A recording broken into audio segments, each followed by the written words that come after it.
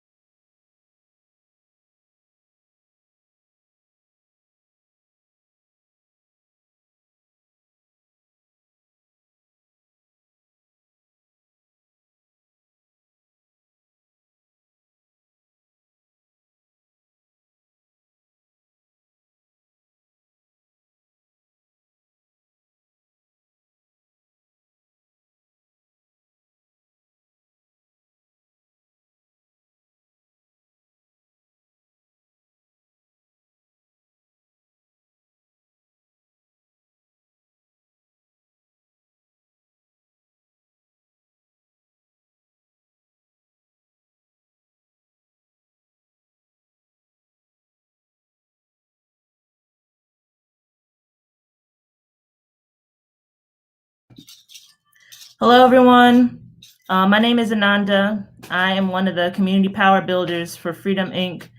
And we are doing this live today because we have an action at 12 p.m. that we'll explain more about. But we also just want to talk about why this is not justice and why we still have so much work to do. My pronouns are she, her, and I'm going to add to the stream another FI staff who is joining me today for them to introduce themselves. Hey, Renee. Hello, my name's Renee. I use she and they pronouns, and I am one of the gender justice coordinators with Freedom Inc. Thank you so much for joining me, Renee. So today we are going to talk about why so many people are talking about, taking to the streets, saying we won. We did not win. And I know y'all know this, but we want to remind y'all for the one time.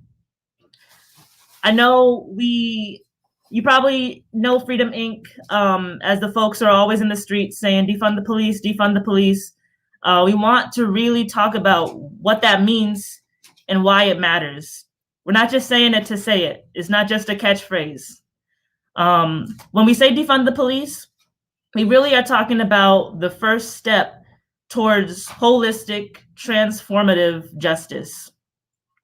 Transformative justice is when we seek justice for the community and we hold people accountable without disappearing them. Is when we invest resources into ourselves, into Black and Southeast Asian and Brown communities, so that we can take care of each other, because we keep us safe. The police do not keep us safe. So we need resources for our communities to help bring peace and justice into their lives. I think if anything, the trial last night is a perfect example about how this system does not work. It is not an example of the system working. We were all sitting on the edge of our seats last night because we have seen this play out again and again and again. Breonna Taylor did not get justice. So many people before this did not get justice. So many George Floyd cases weren't filmed and will never get justice. So this is not justice, and this system does not work for us. So when we say defund the police, that is just the first step. George Floyd is still dead. He is not a sacrifice. He is not a martyr. He is dead. And he is one of the many, many Black lives that we will never get again. So when we say we need transformative justice, we need the funds, the overinflated funds that the police get to spend willy-nilly on weapons, on locking us up and disappearing us forever. We need those funds to go into our communities. So what does that look like? It looks like investment into our communities. Right now, Freedom Inc., with our shoestring budget, we are doing everything in our power to make sure that our community is advocated for. We check in on people. We make sure mental health crises are attended to. We make sure our people have as much housing and food security we can provide to them. Now imagine, I want all of y'all to imagine, take Freedom Inc. as an example and imagine it fully funded. Imagine little pockets of Freedom Inc. on a nationwide scale, taking care of us. We can take care of us. We need our community organizers who do the same things that Freedom Inc. does. We need that on a systemic level. We need them to be fully paid, like not a livable wage, a thrivable wage. And just imagine what that would look like if we were as well funded as the police, as the billions of dollars police get. If we were as that well funded, we would be able to really address the root causes of a lot of these issues. So what do I mean by that? When you think about what we consider to be crime, right? A lot of crime is just the result of people who don't have what they need attempting to get what they need. So when you steal something from the grocery store, we see that as crime, but that's really someone who is hungry. You know, when people take up residence in an abandoned building, we see that as crime. That's someone without a house. So if we really were to address these root causes, we could nip all this crime in the bud before it starts. We really need to invest funds into resources that allow our community to get the mental health and the physical health things that they need. That's what investing into community looks like. We would be able to get people the personal protection gear that they need, the housing gear that they need, the economic stability that they need. That's what investing into community looks like. So, as I said, much of what we call crime is simply inequity between family, between community, between people. It's the haves and the have-nots is what causes crime. And so we need to take those funds and invest them into ourselves. And that will work far more effectively than spending billions and millions of dollars in a system that has proven time and time again to not work. Whew. I know all y'all were holding y'all breath during this trial. It is surprising that he got convicted. So we need to really, really analyze why we're all so surprised. This is not the time for our communities, for our allies to think, well, we did it. We got this win.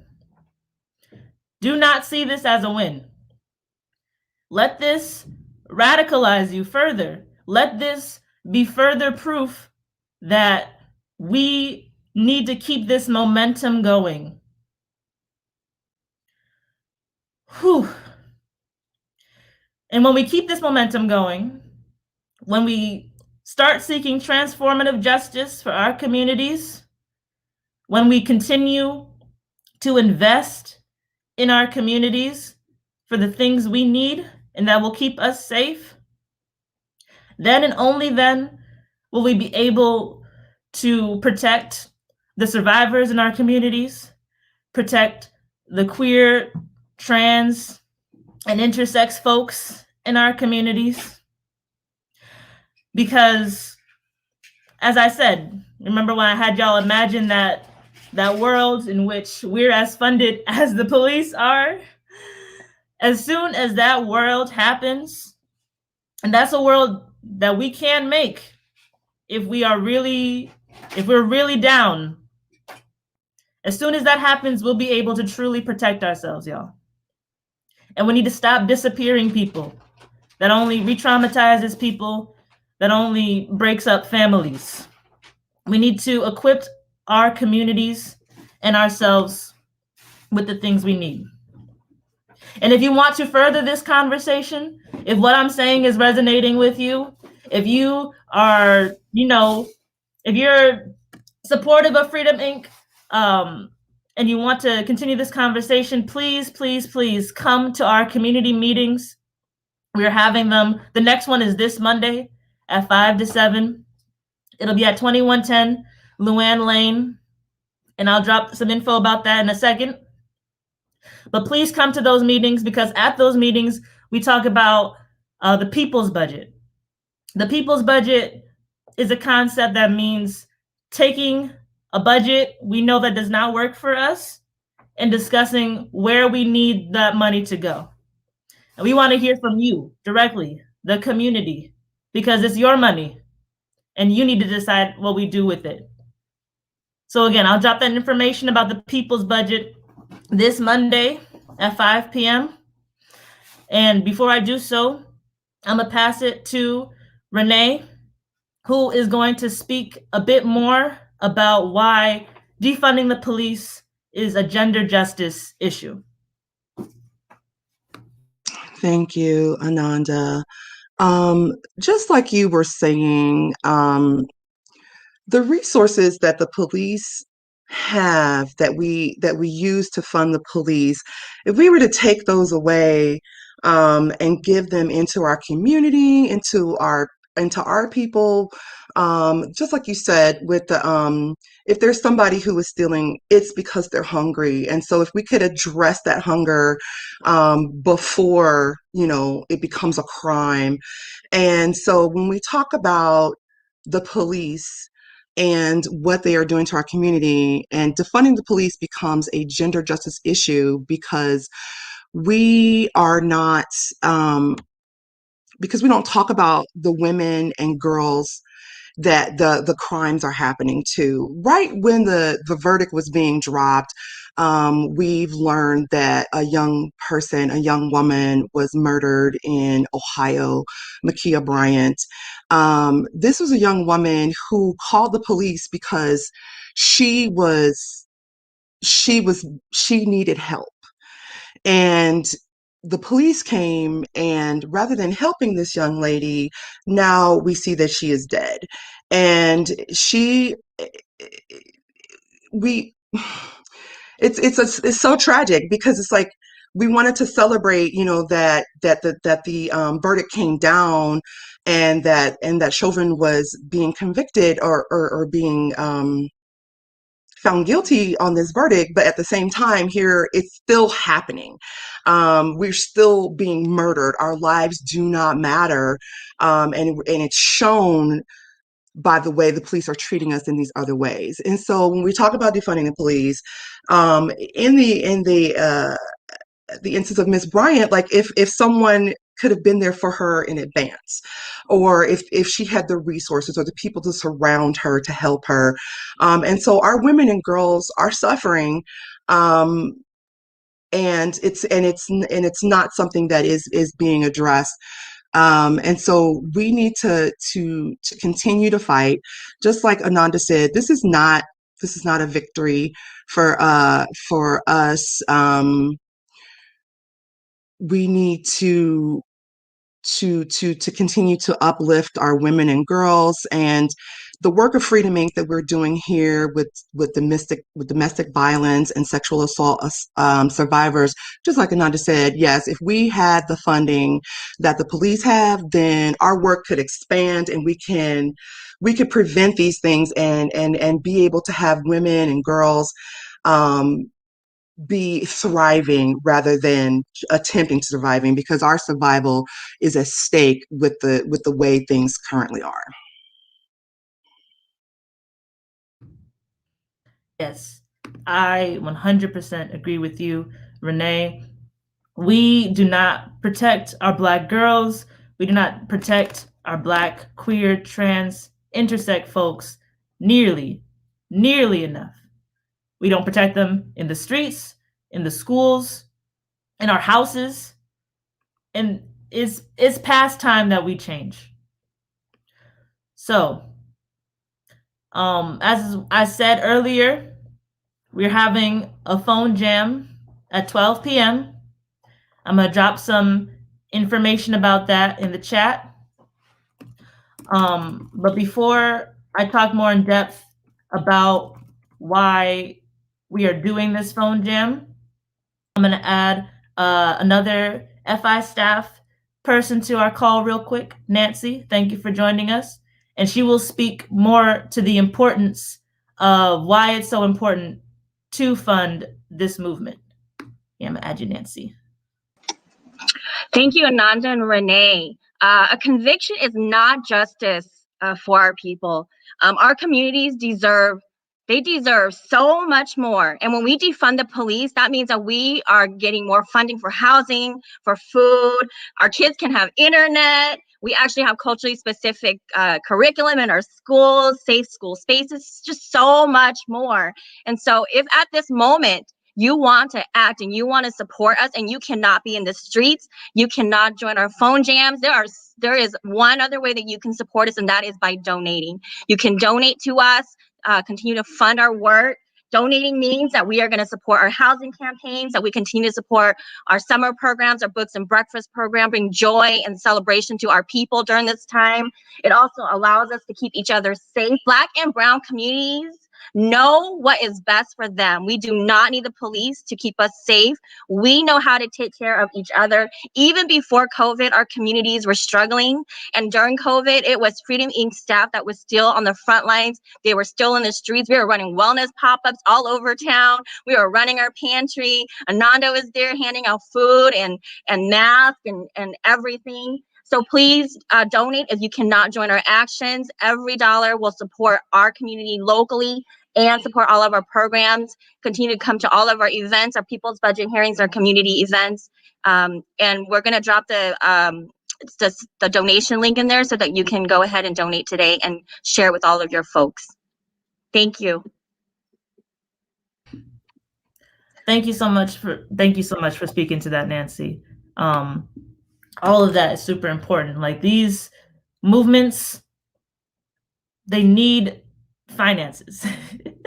I feel like some of y'all out here thinking that a little share on Instagram or a little share on Facebook means like, oh, I just gave some money. It's not the same. It's a start, but it's not the same. So our phone bank jam is coming up in a couple minutes.